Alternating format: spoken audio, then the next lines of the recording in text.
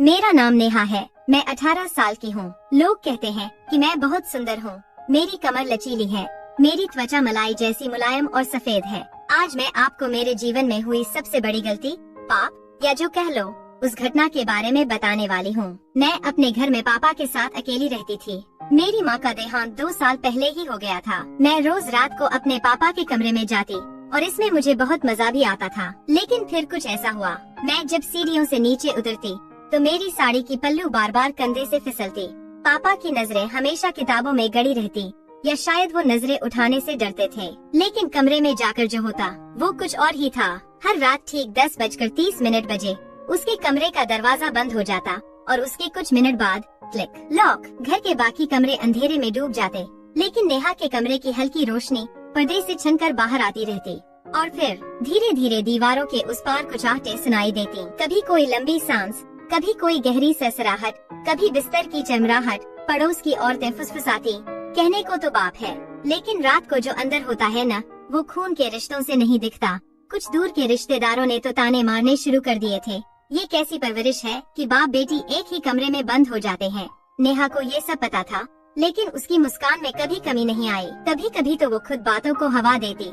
एक दिन वो छत पर बैठी थी जब बगल की आंटी ने पूछा, बेटा रात को इतनी देर तक कौन आता है तुम्हारे पास? नेहा ने एक धीमी मुस्कान के साथ कहा, जो आता है वही मेरा सब कुछ है। उसकी आंखों में कोई शर्म नहीं थी, बल्कि एक तरह की मस्ती थी, जैसे वो सबको भ्रम में रखकर कोई राज छिपा रही हो। वो अपने पापा के लिए खाना खुद ले जाती और अक्सर कमरे का दरवाजा बंद कर लेती। कोई टोकता तो कहती, पापा को आराम चाहिए। बाहर की नजरें उन्हें बेचैन कर देती हैं। लेकिन उस रात कुछ बदल गया। नेहा की सहेली रिया, जो 3 दिन से उसके घर रुकी थी, उसने रात को नेहा के कमरे में कुछ आवाजें सुनी, कुछ ऐसी जो सिर्फ कल्पनाओं में होती हैं। रिया का मन कांप गया। वो दबे पांव कमरे की ओर बढ़ी। दरवाजा भीतर से लॉक था, लेकिन पर्दे के नीचे से आती रोशनी ने कुछ परछाइयां दिखाई। एक लड़की जो किसी के ऊपर झुकी हुई थी और कोई पुरुष जिससे अजीब हलचल हो रही थी। रिया का चेहरा ज़द पड़ गया। ये क्या हो रहा है? ये तो नहीं। रिया के पैर कांप रहे थे। पर्दे की छाया में वो जो देख रही थी वो उसकी सोच से परे था। नेहा किसी के ऊपर झुकी हुई थी और उसकी कमर एक खास रफ्तार से हिल रही थी और नीचे से दिखने वाली परछाई वो एक अधेड़ उम्र के पुरुष की थी। नेहा के पापा की। रिया का गला सूख गया। नहीं, ये गलत है, ये हो ही नहीं सकता। उसने दरवाजे पर धीरे से दस्तक दी। नेहा। कुछ सेकंड की खामोशी के बाद नेहा की आवाज आई, क्या हुआ रिया? रिया कांपती आवाज में बोली, कुछ नहीं, बस पानी चाहिए था। नेहा कुछ देर चुप रही, फिर बोली, नीचे फ्रिज में है, ले लो। मैं अभी बिजी हूँ। ये शब्द रिया के कानों में गूंजते रहे। वो उलझन में वापस अपने कमरे में गई, पर उस रात उसे नींद नहीं आई। सुबह 5 बजे नेहा धीरे से रिया के कमरे में आई। उसके हाथ में गर्म चाय थी। रिया ने झेंपते हुए नजरें चुराई। नेहा मुस्कुराई, इतनी जल्दी उठ गई या रात भर सोई ही नहीं? रिया कुछ बोल नहीं पाई। नेहा पास आकर बैठ गई। जो देखा उस पर यकीन मत करना, हर सच वैसा नहीं होता जैसा बाहर से दिखता है। रिया की आंखें भर आईं। नेहा, अगर कोई जान जाएगा तो? नेहा ने उसकी हथेली थाम ली। तो क्या होगा? लोग कहेंगे कि बाप बेटी के बीच शर्म की कोई दीवार नहीं रही, लेकिन उन्हें कौन समझाए कि मेरे पापा अब वो इंसान नहीं रहे जो कभी थे। 2 साल पहले एक एक्सीडेंट में नेहा की माँ चल बसी थी और उसके कुछ ही महीनों बाद पापा को ट्रॉमेटिक न्यूरोलॉजिकल डिसऑर्डर हो गया। रात होते ही उनका दिमाग अजीब हरकतें करता, कभी चीखते, कभी कांपते, कभी खुद को नुकसान पहुंचाते। डॉक्टर ने कहा था रात को कोई ऐसा चाहिए जो उन्हें संभाल सके, उनके करीब हो, जिसे वो पहचानते हो। नेहा के चाचा ने कहा, इसका मतलब क्या तुम हर रात उनके साथ एक ही कमरे में रहोगी? नेहा ने सिर उठाकर जवाब दिया था, हाँ, अगर इसी से मेरे पापा बचते हैं तो मैं हर रात रहूंगी, चाहे लोग जो भी समझें। अब रिया की आंखों में आंसू थे। नेहा, तो ये सब अकेले कर रही है और मैं? नेहा ने उसे गले लगा लिया। ये दुनिया दिखावे पर यकीन करती है रिया, पर मुझे अपने रिश्ते की सच्चाई पता है। कुछ दिन बाद नेहा की बुआ घर आती है और जब वो एक रात दरवाजा तोड़ देती है तो पूरे मोहल्ले में आग लग जाती है। वो सुबह औरों जैसी नहीं थी। दरवाजा टूटा पड़ा था, पापा बिस्तर पर बेहोश थे और नेहा पल्लू ठीक करती हुई खड़ी थी। बुआ चिल्ला रही थी, देखा, मैंने कहा था ना, ये लड़की अपने बाप के साथ जो कर रही है वो पाप है।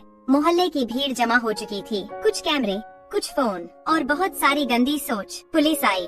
नेहा और उसके पापा को थाने ले जाया गया। FIR दर्ज हुई।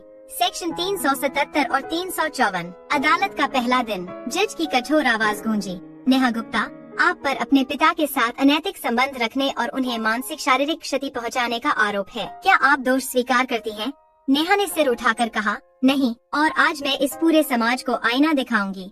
वकील ने सवाल किया, नेहा, तुम रात को अपने पापा के साथ एक कमरे में क्यों रहती थी, वो भी दरवाजा लॉक करके? नेहा बोली, क्योंकि मेरे पापा बीमार हैं, ट्रॉमेटिक न्यूरोलॉजिकल डिसऑर्डर के शिकार। डॉक्टर ने सलाह दी थी कि रात को उन्हें अकेला न छोड़ा जाए।